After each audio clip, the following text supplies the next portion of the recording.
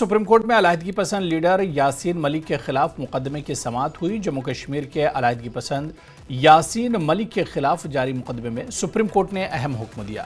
Supreme court نے Jammu Kashmir high court کے registrar general سے کہا کہ وہ جموں کی خصوصی عدالت میں ویڈیو کانفرنسنگ کے لیے مناسب انتظامات کریں، جو یاسین ملک کے خلاف 2 مقدمات کی سماعت کر رہی ہے۔ جسٹس ابھے ایس اوکا اور جسٹس اجول کی بینچ نے روبیا اغوا کیس اور ایئر فورس افسر قتل کیس کی جاری سماعت کے دوران یہ حکم دیا۔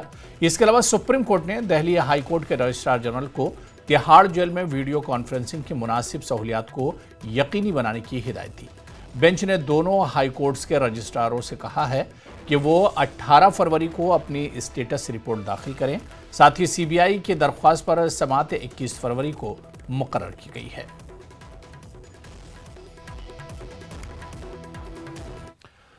تو خبروں کا سلسلہ